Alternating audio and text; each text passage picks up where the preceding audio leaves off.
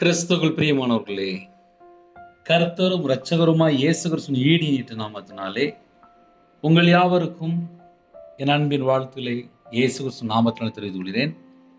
தேவனர்லி அப்பம் prayer ministry channel மூலமாக உங்களோடு சந்திப்பது மிகுந்த மகிழ்ச்சி அடைகிறேன்.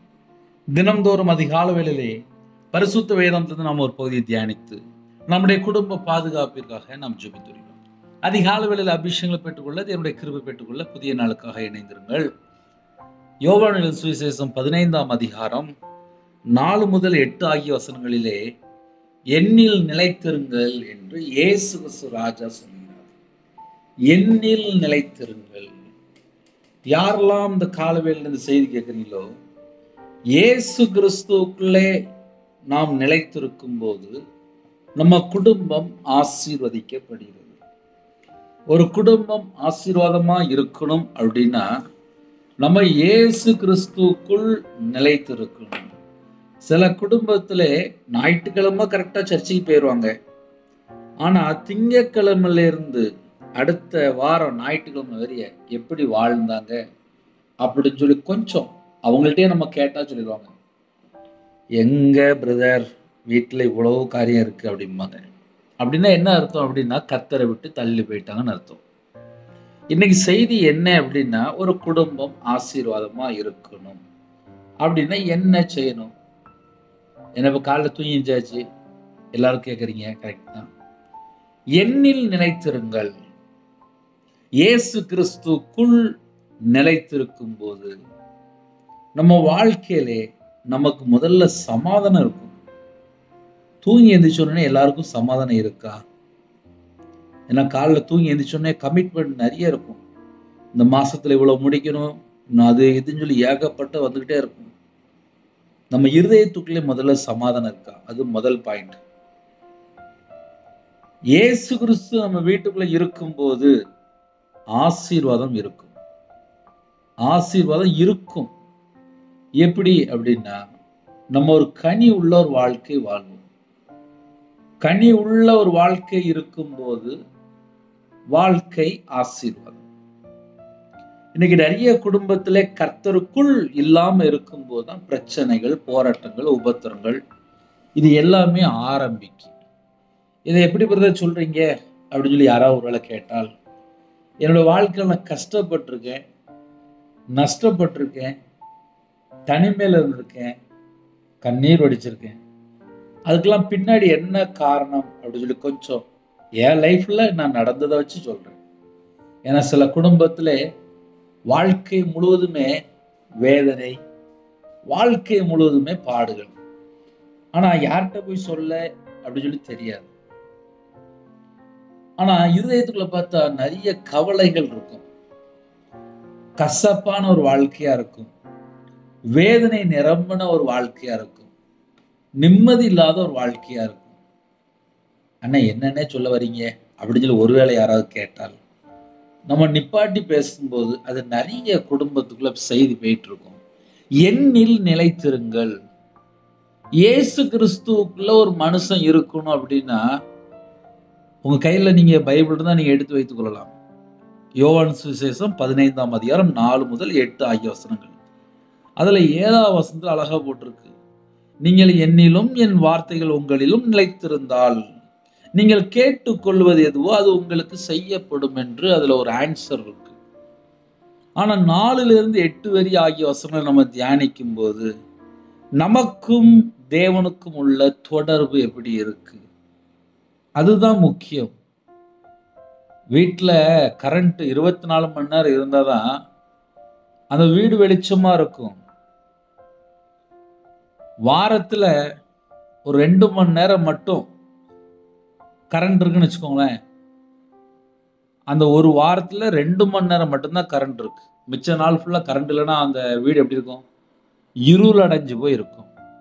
சரி, ஒரு நாளைக்கு 24 மணி நேரம் இருக்குப்பா, 8 மணி நேரம் கவர்மெண்ட் நமக்கு கரண்ட் தருது, மிச்சம் 16 மணி நேரம் கரண்ட் இல்லாம இருக்கு அப்படின்னு அந்த வீடு எப்படி இருக்கும்னா, அந்த வீடு இருள் அடைஞ்சுதான் இருக்கும். ஏன்னா 8 மணி நேரம் மட்டும் வெளிச்சமா இருக்கும், மிச்சம் 16 மணி நேரம் இருள் அடைஞ்சிருக்கும். 24 மணி நேரமும் கவர்மெண்ட் நமக்கு கரண்ட் தந்தால் நம்ம வீடு 24 மணி நேரம் வெளிச்சமா இருக்கும். எந்தெந்த ரூம் இருட்டா இருக்கோ உடனே போய் நம்ம உள்ள போய் லைட் போட்டுருவோம். ஆவிக்குரிய வாழ்க்கையிலே 24 மணி நேரமும் இயேசு கூட இருந்தால் வாழ்க்கை வெளிச்சம். இயேசு கிறிஸ்து இல்லாத ஒரு வாழ்க்கை அது இருளான வாழ்க்கை. இன்னைக்கு செய்தி என்ன அப்படின்னா, என்னில் நிலைத்திருங்கள். அழகா சொல்லித்தராரு, என்னில் நிலைத்திருங்கள். இப்ப இந்த செய்தி யாரெல்லாம் கேட்கிறீங்களோ என்னில் நிலைத்திருங்கள். காலைல தூங்கி எந்திரிச்சோடனே இந்த செய்தி நம்ம கேட்கிறோம். வெளியில கிளம்பி போறோம், வேலைக்கு போறோம், ஆபீஸ் போறோம், அங்க போறோம், இங்க போறோம், ஏகப்பட்ட இடத்துக்கு போயிட்டு இருக்கோம். போற இடத்துல அவங்க சொன்னதை கேட்போம், அவங்க சொன்னதை கேட்போம், அவங்க சொன்னதை கேட்போம். அதுல நல்லது இருக்கு, கெட்டது இருக்கு. இப்போ ஒரு வேலைக்கு போறோம், அங்க எஜமான் சொன்னது கேட்டுதான் ஆகணும். ஸ்டாஃப்ல மேனேஜர் சொல்லும்போது கேட்டுதான் ஆகணும். எல்லாம் சரிதான். ஆனால் சில தீமையான காரியத்துக்கு துணையாக போகும்போது அங்க பிசாசு உள்ள என்றாரான்னு அர்த்தம். எண்ணில் நிலைத்திருங்கள் அப்படின்னா எஜமானுக்கு கீழ்ப்படினும் கரெக்டு தான். நமக்கு பரலோக எஜமான் இருக்காரு. இங்க வேலை செய்யற இடத்துல அங்குள்ள எஜமான் இருக்காங்க. உண்மை உள்ள மனுஷன் தான் பரிபூரணமான ஆசீர்வாதத்தை பெறுவான். நம்ம எந்த நாட்டுக்குள்ளே, எந்த இடத்துல, எந்த ஊருக்குள்ள இருந்து இந்த செய்தி கேட்டாலும் சரி, நம்ம வாயில புறப்படுற வார்த்தையில உண்மை இருக்கா, நம்ம வீட்டுல உண்மை இருக்கா, நம்ம வெளியில போற இடத்துல உண்மையா இருக்கிறோமா? எண்ணில் நிலைத்திருங்கள் அப்படின்னா அவருடைய வார்த்தையில நிலைத்திருக்கணுமா? அதுதான் முக்கியம். அவருடைய வார்த்தையில நிலைத்திருக்கணும் அப்படின்னா அவருடைய வார்த்தையில எப்படி எழுதப்பட்டிருக்கோ அதே போல நம்முடைய வாழ்க்கை இருக்கணும். பரிசுத்தமா வாழ்ந்து போட்டிருக்கு. பைபிள்ல எங்க சப்ஜெக்ட் எடுத்தாலும் பரிசுத்தத்துக்கு நேரா வந்து நிற்கும். ஸ்டார்டிங் பரிசுத்தம். அவர் நம்மளை அழைச்ச அழைப்பு பரிசுத்தம். நம்முடைய தேவன் பரிசுத்தம் உள்ள தேவன். நமக்கு பரிசுத்த ஆவியை தந்திருக்கிறார். நமக்கு அநேக கிஃப்ட் இருக்கு. அந்த அநேக கிஃப்ட்ல ஒரு கிஃப்ட் நான் சொல்றேன். எபிரேயர் 10ஆம் அதிகாரம், அதுல ஒரு முக்கியமான வசனம் இருக்கு. உங்க கையில பைபிள் இருந்தா நீங்க எடுத்து பார்க்கலாம். எபிரேயர் 10:10 + 10:14. இயேசு கிறிஸ்துவின் சரீரம் ஒரே தரம் பலியிடப்பட்டதினாலே அந்த சித்தத்தின்படி நாம் பரிசுத்தமாக்கப்பட்டிருக்கிறோம். அப்ப நம்மளுடைய அழைப்பு என்ன அப்படின்னா பரிசுத்தம். இயேசு கிறிஸ்துவின் சரீரம் ஒரே தரம் பலியிடப்பட்டதினாலே அந்த சித்தத்தின்படி நாம் பரிசுத்தமாக்கப்பட்டிருக்கிறோம். அதிலே 14ஆம் வசனம், ஏனெனில் பரிசுத்தமாக்கப்படுகிறவர்களே ஒரே பலியினாலே இவர் என்றென்றைக்கும் பூரணப்படுத்தி இருக்கிறார். நம்மளை பரிசுத்தப்படுத்துறது தான் பிதாவாகி தேவனுடைய நோக்கம். சொந்த குமாரனை நமக்காக தந்தார். அவருடைய சரீரம் ஒரே தரம் பலியிடப்பட்டதினாலே அந்த சித்தத்தின்படி நாம் எல்லாரும் பரிசுத்தமாக்கப்பட்டு இருக்கிறோம். பரிசுத்தமாக்கப்பட்ட பின்பாக இந்த உலகத்துக்குள்ள போகும்போது சில அசுத்தமான காரியங்கள் இருக்கு, சில அருவருப்பான காரியங்கள் இருக்கு, சில தீட்டுப்படுத்துற காரியங்கள் இருக்கு, சில கரைப்படுத்துற காரியங்கள் இருக்கு. சில குடும்பத்திலே கர்த்தரை விட்டு தள்ளி போறது காரணம் இதுதான். இன்னொரு பக்கம் என்னன்னே அப்படின்னா ஜென்ம சுபாவம். சில குடும்பத்துல கோபமே படக்கூடாதுன்னு நினைப்பாங்க. ஆனா சில நேரத்துல கோபம் வந்துடும். எரிச்சலே படக்கூடாதுன்னு நினைப்பாங்க. அவங்களுடைய சரீரம் சில நேரத்துல பலவீனமா இருக்கும், சில நேரத்துல எரிச்சல் வந்துடும். சில நேரத்துல ஒரு மூர்க்க வெறி வந்துடும். சில நேரத்துல இதயத்துக்குள்ள கசப்பு வாயில வந்துடும், வெளியில வந்துடும். அந்த மன்னிக்க முடியாத சுபாவம் சடக்குன்னு வாயில வந்துடும். கோபத்தோடு பேசிடுவாங்க. இன்னும் சில குடும்பத்துக்குள்ள இந்த வைராக்கியம் உள்ள கிடக்கும், அது வெளியில ஓடி வந்துடும். சில குடும்பத்துல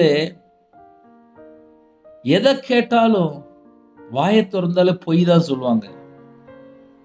ரட்சிக்கப்பட்டதுக்கு அப்புறம் கூட சில நேரத்துல வார்த்தையை மாத்தி பேசிடுவாங்க, பொய் வாயில வந்துடும்.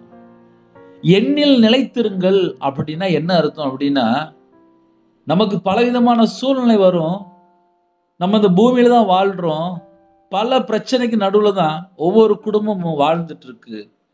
காலையில ஒரு 1/2 மணி நேரம் செய்தி கேட்டாலும் பரவாயில்ல, எண்ணில் நிலைத்திருங்கள்.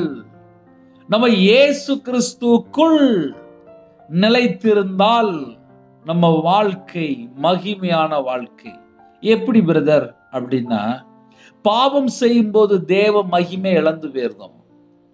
ஒரு மனுஷனுடைய வாழ்க்கையில மிகப்பெரிய ஒரு போராட்டம் என்ன அப்படின்னா, 24 மணி நேரமும் பிசாசு எதையாவது பாவத்தை செய்யறதுக்கு பல காரியங்கள், பல மெத்தட்ல உள்ள வந்துட்டே இருப்பான்.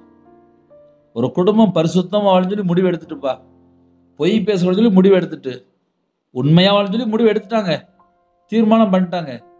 அந்த தீர்மானத்துல உறுதியா இருக்கணும்ல. தானியேல் ஐயா தீர்மானம் எடுத்து உறுதியா இருந்தாரு. அவருடைய வாழ்க்கையில விசேஷ ஆவி. இன்னைக்கு அந்த விசேஷ ஆவியை நம்ம பெற்றுக்கொள்ளணும் அப்படின்னா, பழைய ஏற்பாடுல இன்னும் பார்க்கணும்னா யோசேப்பை போல சொல்லலாம்.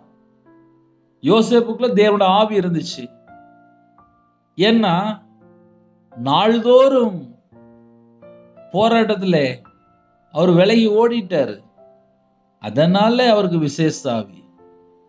இன்னைக்கு நம்ம வாழ்க்கையில அந்த விசேஷ ஆவி வேணும் அப்படின்னா, இந்த உலகத்துல எத்தனை தீமை இருக்கு, நெருங்கி நிக்கிற பாவம் இருக்கு. இதெல்லாம் நம்ம தள்ளி விட்டுட்டு ஓடுனா மட்டும்தான் நம்ம வாழ்க்கை பரிசுத்தமா இருக்கும். கண்ணு பரிசுத்தமா இருந்தா சரீரம் பரிசுத்தமா இருக்கா. சிந்தனைக்குள்ள ஒரு தீமையான காரியம் வந்துட்டு அப்படின்னா நம்முடைய வாழ்க்கை எல்லாமே மாறிடுது. எண்ணில் நிலைத்திருங்கள் அப்படின்னா ஒரு முழு பைபிளை ஃபுல்லா பேசலாம். ஏன்னா வசனம் அவ்வளவு முக்கியமான வேலை. அது எண்ணில் நிலைத்திருங்கள் ஒரு மனுஷன் சொன்ன வார்த்தை கிடையாது, இயேசு கிறிஸ்து சொன்ன வார்த்தை. ஒரு மனுஷன் இயேசு கிறிஸ்து சொந்த இரட்சகரா ஏற்றுக்கொண்ட பின்பு, இயேசு கிறிஸ்து சொந்த இரட்சகரா ஏற்றுக்கொண்ட பின்பு அவருக்குள்ள நம்ம நிலைத்திருக்கிறோமா, அதுதான் முக்கியமான ஒரு காரியம். அதை வச்சுதான் செய்தியே இருக்கு. இப்போ என் வாழ்க்கையில நான் சொல்ல முடியும், நான் எப்படி ரட்சிக்கப்பட்டேன், எப்படி பாவத்துல வாழ்ந்தேன், எப்படி மனம் திரும்புறேன், எப்படி பரிசுத்தாவியை பெற்றுக்கொள்றேன். ஒரு கனி உள்ள வாழ்க்கையை வாழணும் அப்படின்னா அதுக்கு எவ்வளவு போராட்டம் வருது, எத்தனை காரியத்துல தடை வருது, எப்படி எந்திரிக்கணும், எப்படி ஒரு மனுஷன் ஃபெயில் ஆயிருந்தான், ஏன் ஒரு மனுஷனுடைய வாழ்க்கையில தோல்வி வருது, ஏன் ஒரு மனுஷனுடைய வாழ்க்கையில நஷ்டம் வருது, எல்லாமே பைபிள் ஆன்சர் இருக்கு. அப்ப இயேசு கிறிஸ்துவுக்குள்ள ஒரு மனுஷன் நிலைத்திருந்தால் அந்த குடும்பம் ஆசீர்வாதம். சில குடும்பத்துல எனக்கு ஜெபிக்க வரும்போது சொல்லுவாங்க, பிரதர் நாங்க காலையிலேயே நாங்க வீட்டை விட்டு வேலைக்கு கிளம்பிடுவோம், ஆனா உங்க செய்தியை நாங்க கேட்டுருவோம். சில நேரத்துல நாங்க எங்கேயோ வெளியில கிளம்பிட்டோம் அப்படின்னா ரன்னிங்ல கூட உங்க செய்தியை நாங்க கேட்டுருவோம் அப்படிம்பாங்க. அப்படின்னா என்ன அர்த்தம் அப்படின்னா, அவங்க தேவனுடைய வார்த்தைக்கு எந்த அளவுக்கு முக்கியத்துவம் கொடுக்குறாங்களோ அவங்களோட வாழ்க்கை அந்த அளவுக்கு மாற்றம் வரும்.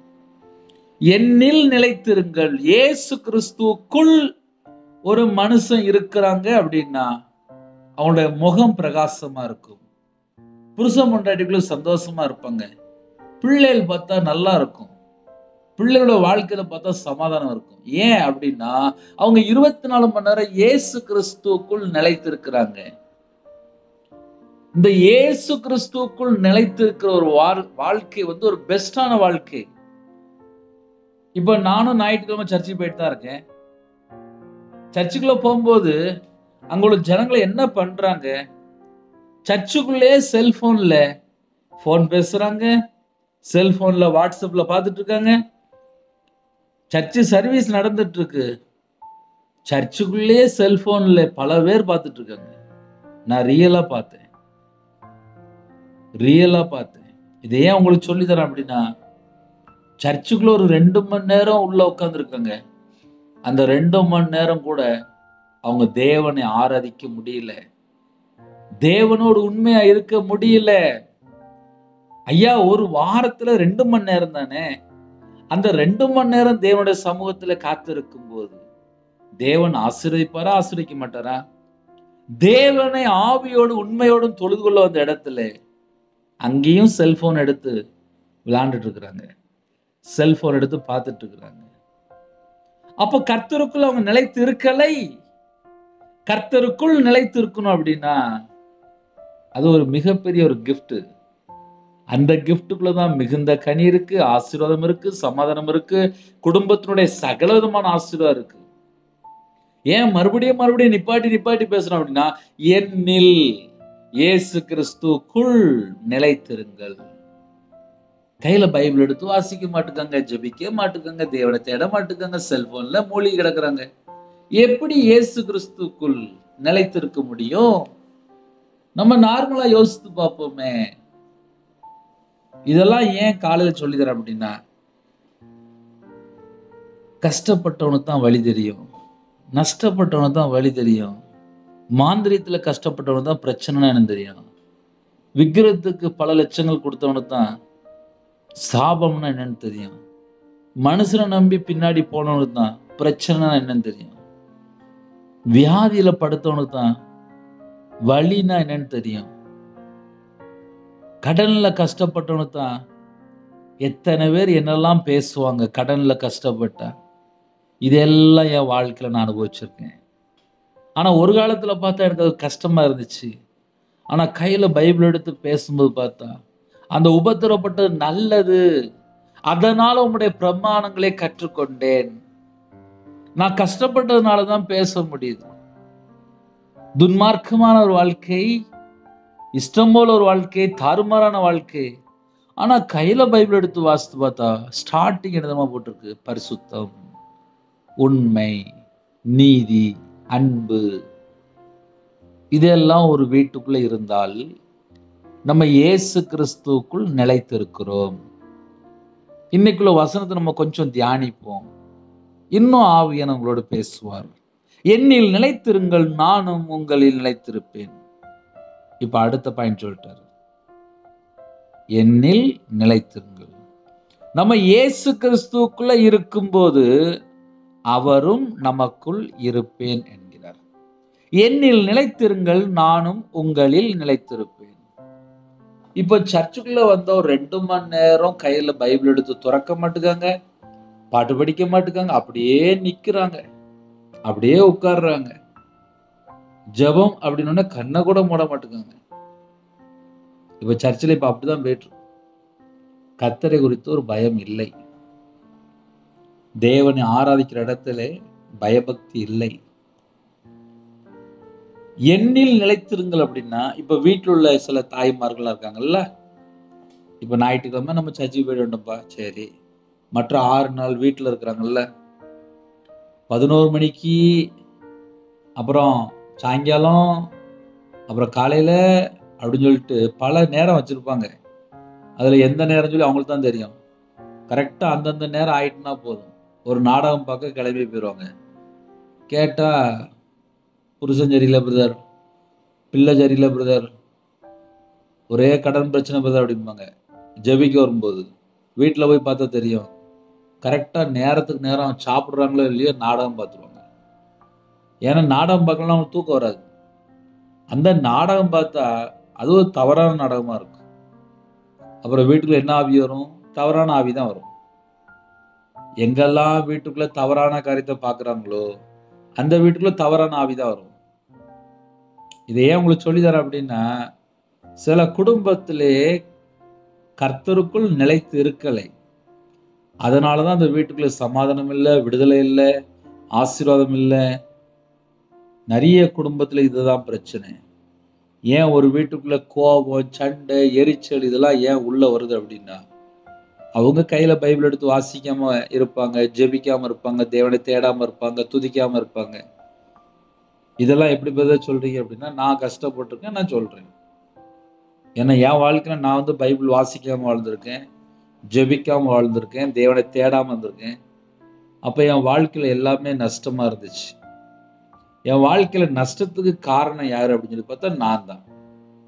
நான் கர்த்தரை தேடல, என் வாழ்க்கை நஷ்டப்பட்டுட்டே இருந்தேன், சாபத்துல வாழ்ந்துட்டு இருந்தேன். என்னைக்கு நான் கையில பைபிள் எடுத்து வாசித்தனோ, என்னைக்கு நான் தேவனை தேடணும், அன்னைக்கு தான் என் வாழ்க்கையில கொஞ்சம் கொஞ்சமா ஒரு மாற்றம். அதனால நம்ம இயேசு கிறிஸ்துக்குள் நிலைத்திருன்னு சொல்லி நம்ம சும்மா வாயில சொல்லியிருந்தோம். ஆனா 24 மணி நேரம் ஒரு மனுஷன் வாழ்ந்து பார்த்தாதான்ப்பா தெரியும் அந்த வாழ்க்கை எவ்வளவு அருமையான வாழ்க்கை, அந்த வாழ்க்கை எவ்வளவு இன்பமான வாழ்க்கை, அந்த வாழ்க்கை எவ்வளவு மகிழ்ச்சியான வாழ்க்கை, அந்த வாழ்க்கை எவ்வளவு சந்தோஷமா இருக்கு. இப்ப என் வாழ்க்கையில நான் சொல்ல முடியும்பா, ஒரு 100 ரூபாய் இல்லாட்ட கூட ஒரு 10 ரூபா இல்லாட்ட கூட நான் எப்போதுமே நார்மலாக தான் இருப்பேன், சமாதானமாக தான் இருப்பேன், சந்தோஷமாக தான் இருப்பேன். ஒருவேளை ஒரு வீட்டில் நம்ம ஜாமான் வாங்கணும் அப்படின்னா மட்டும் அந்த நேரம் மட்டும் கொஞ்சம் பிரேக் போட்டு வச்சுருவேன். அப்படின்னா என்ன அர்த்தம் அப்படின்னா, தேவன் ஒரு மனுஷனோட கூட இருக்கும்போது முதல்ல சமாதானம் இருக்கும். இன்னைக்கு சில குடும்பத்துல லட்ச லட்சமா கடன் இருக்கு. ஏன்னா நான் கடன்ல கஷ்டப்பட்டுருக்கோம்ல. கடன்ல இருக்கும்போது நிம்மதி இருக்காது. வேதனை, பிரச்சனை, போராட்டம் யார்கிட்ட போய் சொல்ல தெரியலப்பா. எங்க வீட்டுல அவ்வளவு பிரச்சனை இருக்கு அப்படிமா. என்னன்னு கேட்டா கடன் கடன் கடன் கடன். பிள்ளைய கல்யாணம் முடிச்ச கடனு, வீட்டுல ஹாஸ்பிட்டல் தான் கடனு, கொரோனா நேரத்துல கடனு, பிள்ளைய படிக்க வைக்கிற கடனு, வீடு கட்டினா கடனு, வண்டி வாங்கினா கடனு, கார் வாங்கினா கடனு, வேலைக்கு போறதுக்காக லஞ்சம் கொடுத்த சொல்லி ஒரு கடனு, எத்தனை கடனுப்பா. வெளிநாடு போறதுக்கு ஒரு கடனு. ஆக மொத்தம் நிம்மதியே இல்லை நிறைய வீட்டுல. நம்ம இயேசு கிறிஸ்துவுக்குள் நிலைத்திருந்தால் 1 ரூபா கூட வேஸ்ட் ஆகாது, 10 ரூபா கூட வேஸ்ட் ஆகாது. ஏன்னா ஆவியானவர் நமக்கு அழகா சொல்லி கொடுப்பாரு. நம்ம எங்கெல்லாம் கர்த்தரை விட்டு தள்ளி போறோமோ ஆவியானவர் நமக்கு அழகா சொல்லி கொடுப்பாரு. இது என் வாழ்க்கையில எனக்கு சொல்லி கொடுத்துருக்காருப்பா. ஏன்னா நிறைய நேரத்துல எனக்கு என்ன செய்யணும்னு எனக்கு தெரியாது. ஆவியானவர் கற்றுக் கொடுப்பார். உங்க கூட ஆவியானவர் கற்றுக் கொடுத்தால் உங்க வாழ்க்கை ஒரு சந்தோஷமா இருக்கும். ஏன் அதை அவ்வளவு அழகா சொல்லித்தரேன் அப்படின்னா, நான் கஷ்டப்பட்டு வாழும்போது தனிமையில இருந்திருக்கேன், நிம்மதி இல்லாம இருந்திருக்கேன். ஆனா என்னைக்கு நான் கையில பைபிள் எடுத்து வாசித்து வசனம் இப்படி எழுதப்பட்டிருக்கே, என் வாழ்க்கை இப்படி இல்லையே அப்படின்னு சொல்லி குத்தப்பட்டவனாக கண்ணீரோடு என் வாழ்க்கையில நான் கர்த்தர் பக்கம் மனம் திரும்பும் போது அவருக்குள் நிலைத்திருக்குன்னு சொல்லி நான் ஆசைப்பட்டேன். ஆனா பாடுகள் வந்துச்சு, உபத்திரங்கள் வந்துச்சு, எல்லாரை போல எனக்கு ஒரு போராட்டம் வந்துச்சு. இந்த போராட்டம், இந்த பிரச்சனைகள், பாடுகளுக்கு மத்தியிலையும் தேவனோட நாமத்தை மகிமைப்படுத்தணும், கர்த்தருக்காக ஊழியம் செய்யணும், பரலோகத்துக்கு போகும்போது ஆத்துமாக்களோட போகணும், சும்மா போகக்கூடாது அப்படின்னு சொல்லி ஒரு வைராக்கியம், ஒரு வாஞ்சை, அந்த தாகம், அழிந்து போற ஆத்துமாக்களுக்கு சுவிசேஷம் அறிவிக்கணும். ஒரு பாவி மனம் திரும்பி பரலோகத்துக்கு போகும்போது தேவன் அந்த குடும்பத்தையும் ஆசீர்வதிப்பார், நம்ம குடும்பத்தையும் ஆசீர்வதிப்பார். தேவன் அருளி அப்ப மினிஸ்டனுக்கா ஜெபிக்கிறீங்களா, உங்க குடும்பத்தையும் ஆசீர்வதிப்பார். எந்தெந்த குடும்பம் ரட்சிக்கப்படுறாங்களோ எல்லா குடும்பமும் ஆசீர்வதிக்கப்படும். அப்போ ஒரு பாவி மனம் திரும்புறதுதான் பரலோகத்தில் உள்ள டார்கெட். எப்படி நம்ம சொல்றோமோ, ஒரு பாவி மனம் திரும்பி பாவ மன்னிப்பை பெற்றுக்கொள்ளும்போது பரலோகத்தில் மிகுந்த சந்தோஷம். ஒரு ஆத்துமா ரட்சிக்கப்படுது. என்னில் நிலைத்திருங்கள் அப்படின்ட்டாரு. என்னில் நிலைத்திருங்கள், நானும் உங்களில் நிலைத்திருப்பேன் சொல்லி முடிச்சிட்டாரு. கொடியானது திராட்சை செடியில் நிலைத்திராவிட்டால் அது தானாய் கனி கொடுக்க மாட்டாது போல நீங்களும் என்னில் நிலைத்திராவிட்டால் கனி கொடுக்க மாட்டீர்கள். இப்ப அடுத்தவள என்ன சொல்றாருன்னா, கனி கொடுக்க மாட்டீர்கள் அப்படிங்கிறது. வீட்டுல இந்த கொய்யா மரம், வேற தென்னை மரம், அப்படி நம்ம நிறைய மரங்கள் சொல்லுவோம். அந்த மரத்துக்கு 365 நாள் தண்ணி போகணும். அதே நேரத்துல எந்தெந்த நேரத்துல கொத்தணுமோ அந்த மரத்தை அழகா கொத்தி கிளீன் பண்ணுவாங்க, தண்ணி போற அளவுக்கு நல்லா ரெடி பண்ணுவாங்க. கரெக்டா எத்தனை வருஷம் கழிச்சு காய் காய்க்குன்னு சொல்லி பார்த்துட்டே இருப்பாங்க. இந்த வருஷமா காய்ச்சிருமா, இந்த வருஷமா காய்ச்சிருமா சொல்லி பொறுமையா இருப்பாங்க. கனி காய்க்கவே இல்லை அப்படின்னா மரத்தை வெட்டி போட்டுருவாங்க. அதே போலதான் சர்ச்சைக்கு போறேன், கையில பைபிள் எடுத்துட்டேன், இயேசுவை பத்தி பேசுறேன், முழங்கால் போட்டு ஜெபம் பண்றேன். தேவன் என்ன தெரியுமா பார்ப்பாரு? கனி விளைஞ்சிட்டா, இவனுக்குள்ள கனி வந்துட்டா, இவளுக்குள்ள கனி வந்துட்டா தேவன் பார்ப்பார். அப்ப ஹையஸ்டான பாயிண்ட், பைபிள்லே ஹையஸ்டான பாயிண்ட் என்னன்னா, நம்ம கனி கொடுக்கிற பிள்ளைலாம் மாறிடணும். இயேசுக்காக நம்ம வாழ்றோம், கனி உள்ள ஒரு குடும்பமா மாறிடணும். எனக்கு தெரிந்த ஒரு குடும்பம் உண்டு. அவங்க ஆவிக்குரிய திருச்சபைக்கு போவாங்க, சர்ச்சுக்கு கிளம்பி போயிடுவாங்க, சர்ச்சில் மீட்டிங் இல்லை கிராம ஊழியம் அப்படின்னு சொல்லி நிறைய இடத்துக்கு போவாங்க. எல்லா பக்கமும் அந்த தாயார் போயிடுவாங்க. அவங்க வீட்டில் உள்ள கணவர் வருவாங்க. வந்து என்கிட்ட சொல்லுவாங்க, எனக்கு சுகர் அதிகமாக இருக்கு, நானும் மாத்திரை போட மாட்டேன், நானும் கொஞ்சம் சப்பாத்தி தான் சாப்பிடுவேன், என் வீட்டம்மா சர்ச்சுக்கு போயிட்டா, எனக்கு வீட்டில் செஞ்சு வச்சிருந்தா நான் இதை சாப்பிட்ருவேனே அப்படின்னு சொல்லி வேதனைப்பட்டு போவாங்க.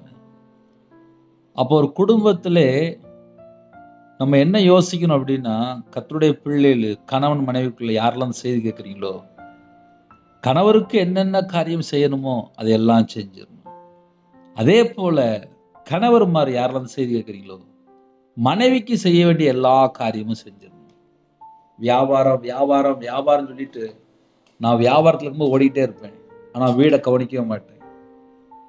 ஆனால் ஆவிக்குரிய வாழ்க்கையிலே கையில் பைபிள் எடுத்து வாசிக்கும் போது முதலாவது குடும்பத்தை சரி பண்ணணுமா, முதலாவது குடும்பத்தை நேசிக்கணும், முதலாவது குடும்பத்தை நல்லா நடத்தணும்னு சொல்லி போட்டிருக்கு. இதே போலதான் எல்லாருக்கும் எல்லா வீட்லையும் உங்க பிள்ளைகளை நீங்க எப்படி நேசிக்கிறீங்க, கணவன் மனைவி எப்படி அன்பா இருக்கிறீங்க, அதை வச்சுதான் அந்த மிகுந்த கனி கொடுக்க முடியும். கனி கொடுக்க முடியும் அப்படின்னா நம்ம எங்கேயோ போய் கனி கொடுக்கல, முதல்ல வீட்டுக்குள்ள கனி இருக்கா, புருஷன் பொண்டாட்டிக்குள்ள அன்பா இருக்கிறோமா. அன்பு இல்லைன்னா தேவனை அறியான்னு சொல்லி போட்டிருக்கு. இன்னைக்கு நிறைய வீட்டுல ஒரே சண்டை மட்டும்தான் நடக்குது, புருஷன் பொண்டாட்டிக்குள்ள சண்டை. நான் வியாபாரத்துல இருக்கும்போது கடைக்கு ஒரு சகோதரி வருவாங்க.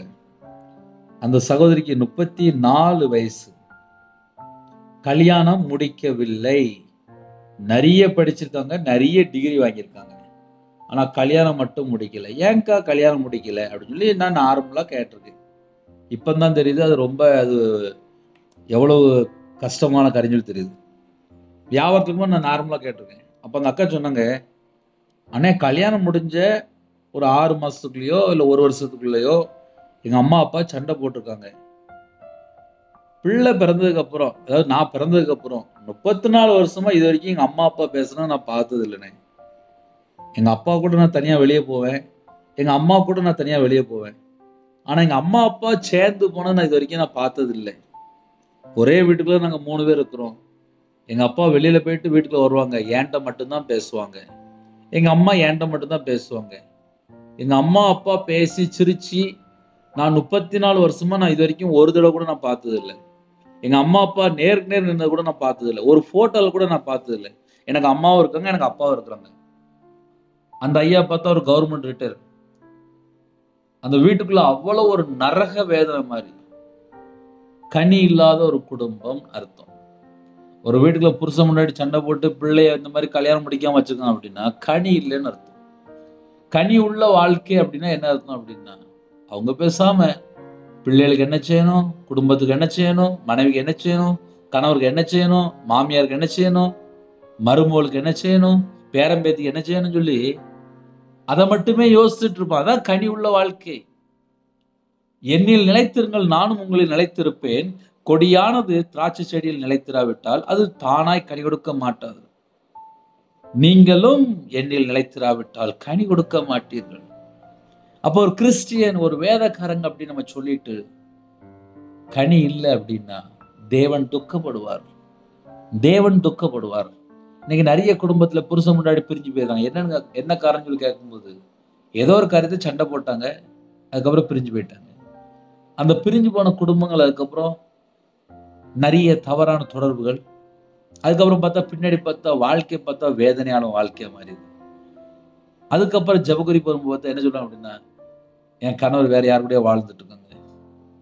அந்த வீட்டுல சண்டை போடும்போது, சின்ன சண்டை போடும்போது ஒருவருக்கொருவர் விட்டு கொடுத்து போனால் அந்த குடும்பம் எவ்வளவு ஆசீர்வாதமா இருக்கும். ஒரு கணவன் மனைவிக்குள்ள ஒரு 50 வருஷம் வாழணும் அப்படின்னா அந்த 50 வருஷம் வாழ்க்கையில முதல்ல ஒருவருக்கொருவர் விட்டு கொடுத்தா மட்டும்தான் அந்த கனி உள்ள ஒரு வாழ்க்கை வரும். இதெல்லாம் எப்படிப்பா சொல்ற அப்படின்னா, என் வாழ்க்கையில நான் கஷ்டப்பட்டுக்கப்பா, என் மனைவி ரத்த கண்ணீர் வடிப்பா. எனக்கு கல்யாணம் முடிஞ்ச உடனே உடம்பு சரியில்லை, அதுக்கப்புறம் என்னோட வாழ்க்கையில கடன்ல கஷ்டப்பட்டேன், எனக்கு ஒரு மனுஷன் மாந்திரியம் பண்ணிட்டான், வரக்கூடிய பணத்தெல்லாம் அவன் வாங்கிடுவான், வீடு கட்டினேன், லோன் கட்ட முடியல, வியாபாரத்துல இருந்தேன், பொருளே இருக்காது, நஷ்டம். வீட்டில் பார்த்தா மனைவிட்ட சண்டை போடுவேன். கல்யாணம் முடிஞ்சதுக்கு அப்புறம் தான் எனக்கு இப்படிலாம் ஆகிப்போச்சு அப்படின்ட்டு. ஆக மொத்தம் மனைவி கண்ணீர் வடிப்பார். சர்ச்சில் போய் அழுது அழுது அழுது அழுது ஜெபம் பண்ணுவான். இதெல்லாம் ஏன் சொல்லித்தரேன் அப்படின்னா, மனைவி பொறுமையா இருந்து சர்ச்சில் போய் கண்ணீர் வடித்து ஜெபம் பண்ணி ஜெபம் பண்ணி ஜெபம் பண்ணி ஜெபம் பண்ணி இன்னைக்கு பார்த்தா குடும்பமா முழு நேர ஊழியம் பண்றோம்.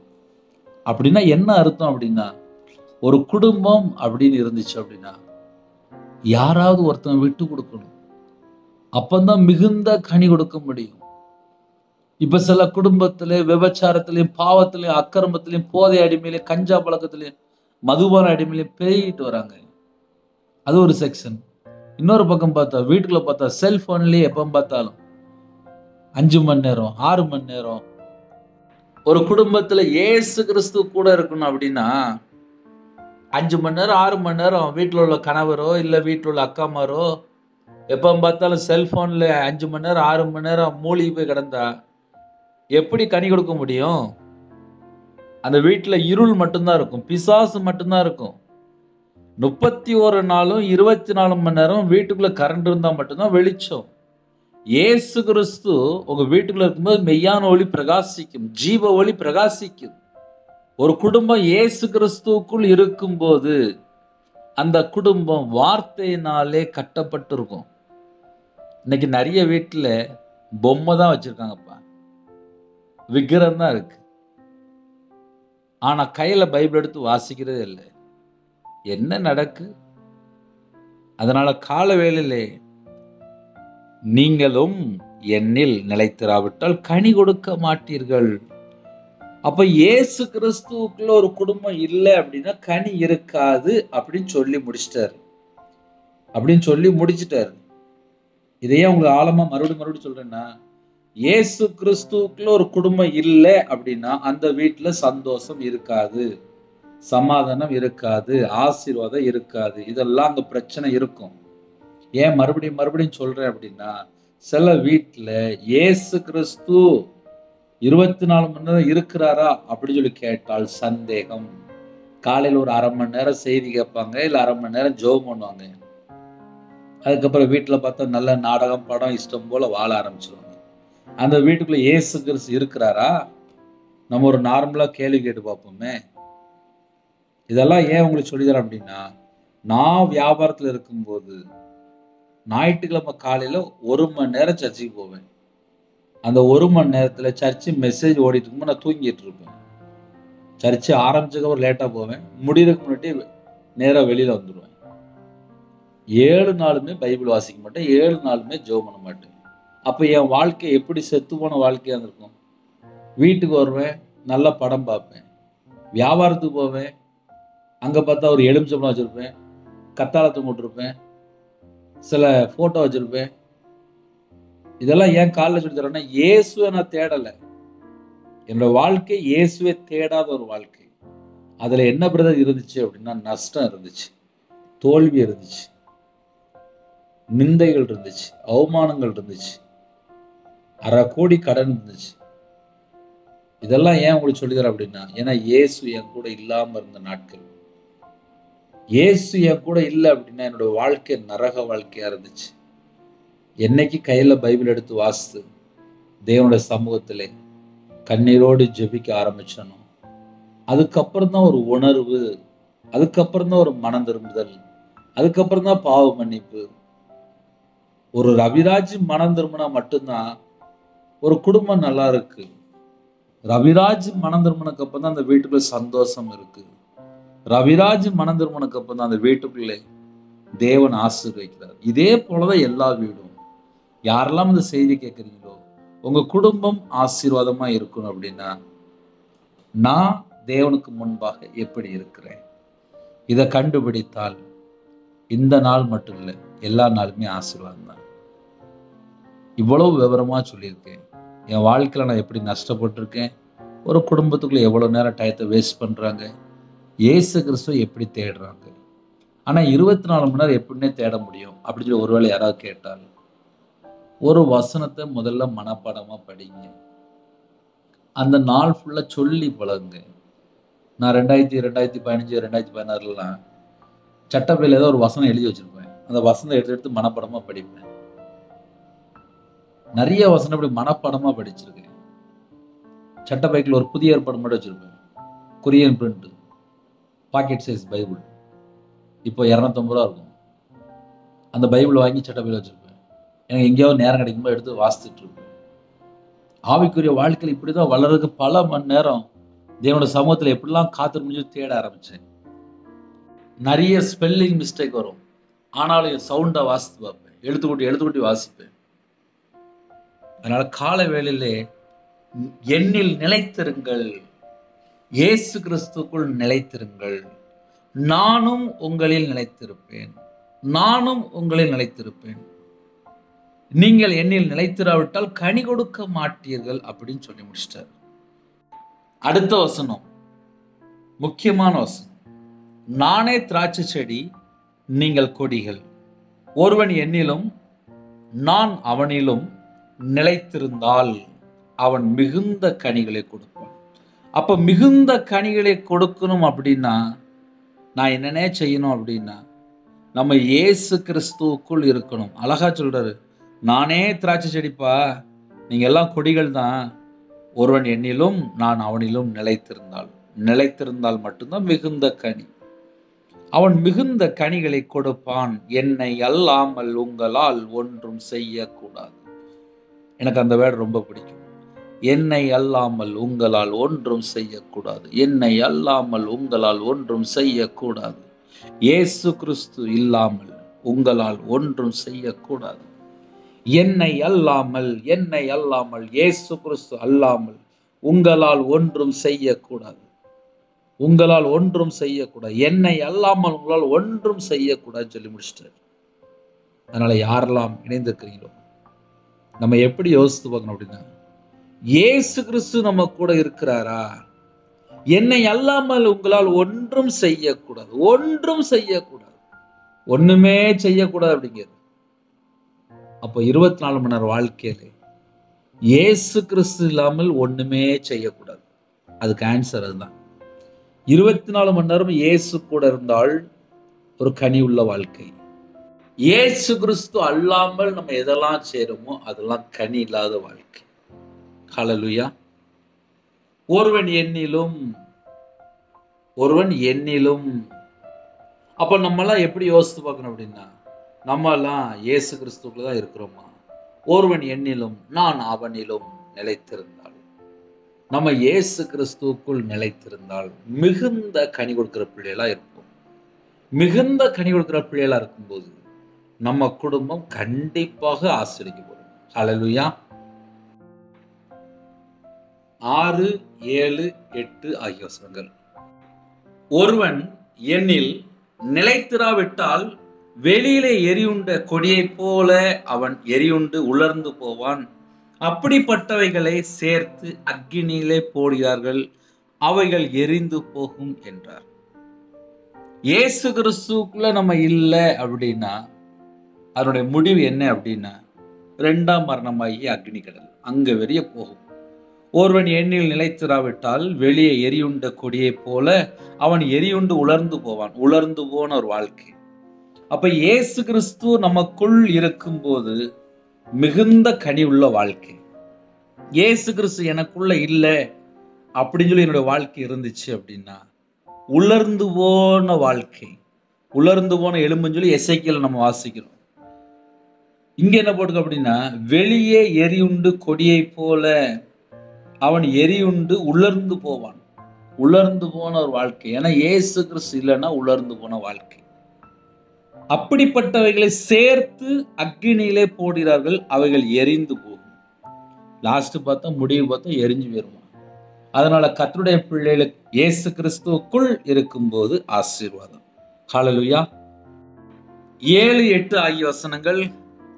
நீங்கள் என்னிலும் என் வார்த்தைகள் உங்களிலும் நிலைத்திருந்தால் நீங்கள் கேட்டுக்கொள்வது எதுவோ அது உங்களுக்கு செய்யப்படும். நீங்கள் மிகுந்த கனிகளை கொடுப்பதினால் என் பிதா மகிமைப்படுவார், எனக்கும் சீசரா இருப்பீர்கள். ஹல்லேலூயா. அப்ப கர்த்தருடைய பிள்ளைகள் யாரெல்லாம் இணைந்திருக்கிறீங்களோ, யாரெல்லாம் சீசரா இருக்கிறீங்களோ, நீங்களாம் மிகுந்த கனி கொடுக்கணும். அது தேவன் எதிர்பார்க்கிறார். இயேசு கிறிஸ்து நமக்கு அதைத்தான் கற்றுக் கொடுத்திருக்கிறார். நீங்கள் என்னிலும் என் வார்த்தைகள் உங்களிலும் நிலைத்திருந்தால் நீங்கள் கேட்டுக்கொள்வது எதுவோ அது உங்களுக்கு செய்யப்படும். வாக்குத்தத்தம் கொடுத்தார். 7வது வசனம் என்னன்னா வாக்குத்தத்தம். நீங்கள் என்னிலும் என் வார்த்தைகள் உங்களிலும் நிலைத்திருந்தால் நீங்கள் கேட்டுக்கொள்வது எதுவோ அது உங்களுக்கு செய்யப்படும். நீங்க கர்த்தருடைய வார்த்தையில நிலைத்திருந்து நீங்க ஜெபிக்கும்போது உங்க ஜெபம் பரலோகத்துக்கு உடனே போயிட்டு இருக்கும். சில குடும்பத்துல கர்த்தருடைய வார்த்தையில நிலைத்திருக்காமல் மீறும்போது 119 சங்கீதம் 53 வசனம் எழுதப்பட்டிருக்கு. உமது வேதத்தை விட்டு விலகிற துன்மார்க்கர். ஒரு மனுஷன் வேதத்தை விட்டு விலகியாச்சுனாலே அந்த ஜெபம் அருவருப்பு என்று எழுதப்பட்டிருக்கு. சில குடும்பத்துல இப்ப என்ன நடக்கு அப்படின்னா, வேதத்தை கேளாருடைய ஜெபம் அருவருப்பு. இப்ப நிறைய குடும்பத்துல கையில பைபிள் எடுத்து வாசிக்கிறது இல்ல, வேதத்தை தியானிக்கும் போது கேட்க மாட்டாங்க. துன்மார்க்குடைய ஜெபம் அருவருப்பு என்று எழுதப்பட்டிருக்கு. அதனால கர்த்தருடைய பிள்ளைகள் யாரெல்லாம் ஆசீர்வாதத்தை பெற்றுக்கொள்ளணுமோ, நம்ம கர்த்தருடைய வார்த்தையில நிலைத்திருந்தால் மட்டும்தான் ஆசீர்வாதம். கர்த்தருடைய வார்த்தையில நிலைத்திருக்கும் போது நம்ம என்ன காரியத்தை ஜெபிக்கிறோமோ அந்த ஜெபத்துக்கு உடனே பதில் வரும். நீங்கள் மிகுந்த கனிகளை கொடுப்பதினால் என் பிதா மகிமைப்படுவார். பிதா மகிமைப்படணும் அப்படின்னா மிகுந்த கனி கொடுக்கணுமா? இன்னைக்கு கனி உள்ள வாழ்க்கை தான் தேவன் எதிர்பார்க்கிறார். நம்ம கனி உள்ள ஒரு வாழ்க்கையை வாழ்ந்துட்டு நம்ம எந்த காரியத்துக்காக ஜெபிக்கிறோமோ அந்த ஜெபத்துக்கு உடனே பதில் வரும். இயேசு கிறிஸ்து ராஜா புதிய ஏற்பாட்டிலே அப்போஸ்தலர் அழகா எழுதப்பட்டிருக்கு. நன்மை செய்வதா சுற்றி திரிந்தார், அன்பு மட்டும் கூர்ந்தார். இந்த கடைசி காலத்திலே அன்பு கூறிய ஜனங்களை பார்க்க முடியல. எந்த குடும்பத்தை பார்த்தாலுமே தந்திரம், எப்படியாவது எப்படியாவது எப்படியாவது பணம் சம்பாதிக்க சொல்லிட்டு தந்திரம் தான் உள்ள அதிகமா இருக்கு. உண்மை இல்லை. உண்மை உள்ள மனுஷன் தான் பரிபூர்ணமான ஆசீர்வாதத்தை பெறுவான். இந்த நாளுக்காக நம்ம ஜெபிக்க போயிடும். கேளுங்க. கர்த்தர் குடும்பத்தை ஆசீர்வதிப்பார். மிகுந்த கனி கொடுத்தால் தேவன் மகிமைப்படுவார். நம்ம இயேசு கிறிஸ்துவுக்கு நம்ம சீசரா இருக்கிறோம். வார்த்தையில நிலைத்திருந்து நம்ம ஜெபிக்கும் போது நம்ம ஜெபத்துக்கு உடனே பதில் வரும். ஹல்லேலூயா. புதிய நாளுக்காக ஜெபிப்போமா? கண்களை மூடி நாம் ஜெபம் செய்வோம். கிருபை மகிமை அந்த பரிசுத்தமுள்ள நல்ல பிதாவே, நன்றியோடு துதிக்கிறோம்ப்பா. உங்க கரத்துல அர்ப்பணிக்கிறோம்ப்பா. உங்களுடைய வார்த்தையில நிலைத்திருக்க எனக்கு கிருபை தாங்கப்பா. இந்த நாளிலும் யாரெல்லாம் புதுசா இணைந்திருக்காங்களோ உங்களோட ரத்த கோட்டைகளை வேலடைத்து மூடி மறைத்து பாதுகாத்துங்க. பிதா குமார் பரிசுத்த நாமத்துல முத்திரை போட்டுங்கப்பா. ஜெப விஷயம் தாங்க, தியானிக்கிற விஷயம் தாங்க, துதிக்கிற விஷயம் தாங்க. உங்களுடைய பிரசன்னம் இறங்கி வரட்டும்பா. உங்களுடைய மகிமை இறங்கி வரட்டும்பா. உங்களுடைய வல்லமை இறங்கி வரட்டும்பா. யாரெல்லாம் தாழ்த்துறோம் உங்களுடைய கிருபினால் நிரப்புங்கப்பா. ஆவிக்குரிய 9 கனிகளினால் ஆவிக்குரிய 9 வரனால் நிரப்புங்கப்பா. புதிய எண்ணெயால் அபிஷேகம் பண்ணுங்கப்பா. காண்டாமத்து வெள்ளனை தாங்க, கழுகுகளை போல சட்டை வைத்து எழுமன கிருபை தாங்க. சிறுபிள்ளை முதல் கொண்டு முதியோர் எல்லாரையும் கர்த்தர் ஆசீர்வதிங்க. கையின் கிரியில் ஆசீர்வதிங்க. அப்பத்தின் தண்ணீர் ஆசீர்வதிங்க.